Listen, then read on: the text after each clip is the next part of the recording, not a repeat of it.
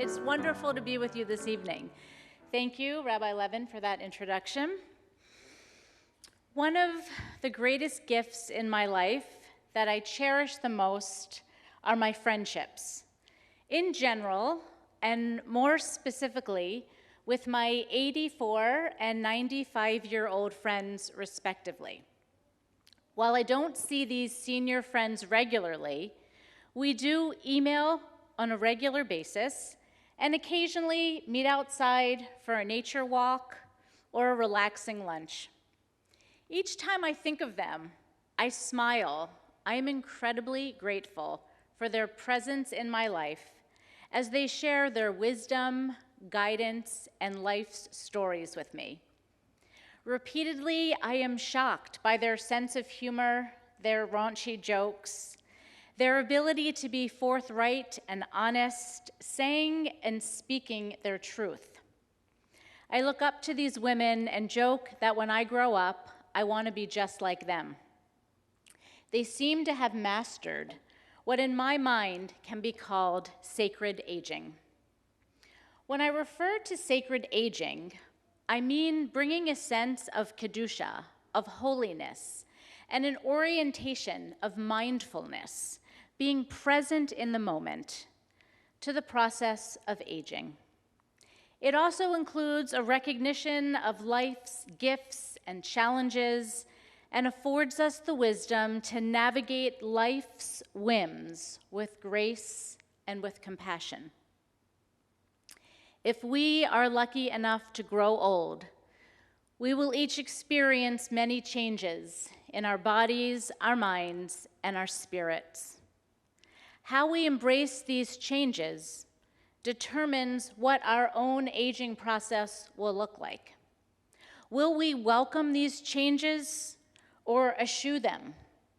When life throws us curveballs, will we remain stuck in frustration and despair, or will we look for the silver linings and the collateral blessings?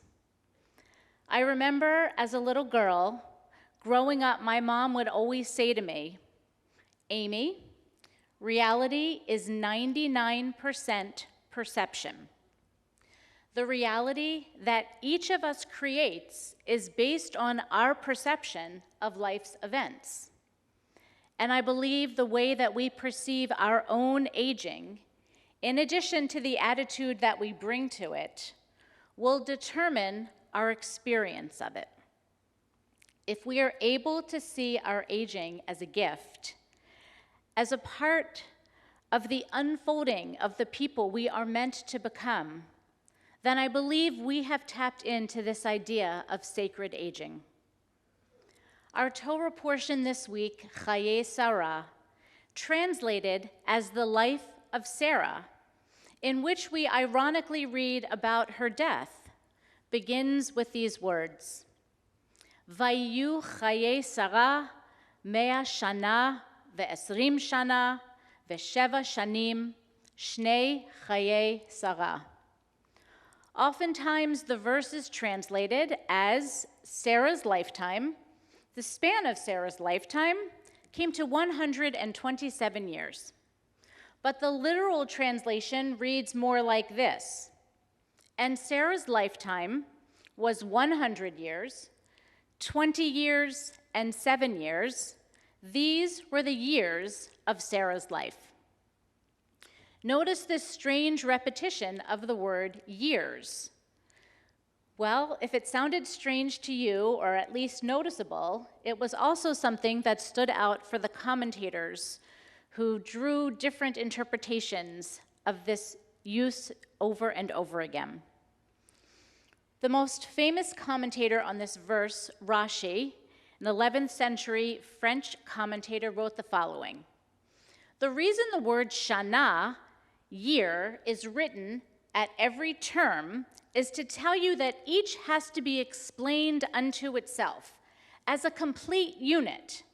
At the age of 100, she was as a woman of 20 in regards to her sin, meaning she did not sin from the age of 20 to the age of 100. You all buy that? And when she was 20, she was as beautiful as when she was 7.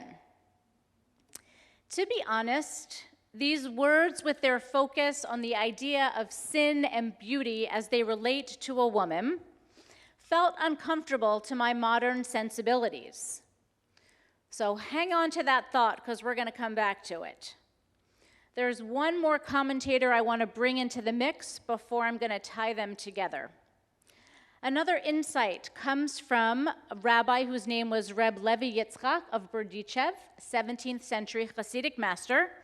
And he writes that the Torah states it was about Sarah.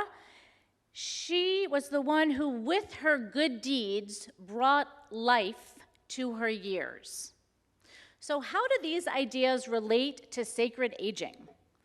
I've extrapolated a bit, and with your permission, have created my own sort of modern-day midrash, my own interpretation or reinterpretation of these commentaries. In today's parlance, we might say something like this: Sarah looked great for her age, meaning that she took care of herself. She ate healthy food and set healthy boundaries. She exercised regularly and ate fried foods infrequently. Sarah's inner beauty shone forth, the external beauty reflecting the internal beauty, enabling everyone to see her sparkling soul. She was, as they say in Yiddish, a gute neshama, a good soul, who did the right thing. She was virtuous, and she stayed out of trouble. She was kind and generous and hospitable. Sarah spoke the truth, even when it was challenging. Her good deeds gave life to her years. The life of Sarah can teach us about sacred aging, about the importance of taking care of our bodies, our minds, and our souls. On behalf of Temple Bethel, I'm excited to share that we will be offering a new program this winter entitled Wise Aging. This highly successful, transformative program is based off of a book with the same title, Wise Aging, that has been used across the country for nearly 2 decades. Through this program, individuals will learn to navigate the aging process, guiding us towards sacredness and holiness. Various modalities will be used: text study, mindfulness, meditation, journaling, discussion, contemplative, careful listening. This winter, we plan to create 3 small cohorts of people who would like to join us on this exploration of what it means to grow and to age with wisdom. Possible topics might include: where are you in your current stage of life? Projecting forward, where would you like to go, or where might you imagine you would go? Cultivating nourishing relationships, forgiveness, reconciliation, cultivating spiritual qualities for well-being, living with loss and finding light, legacy, and stewardship. We will be sharing more information as the time gets closer. Each day, whether we are aware of it or not, we continue to age.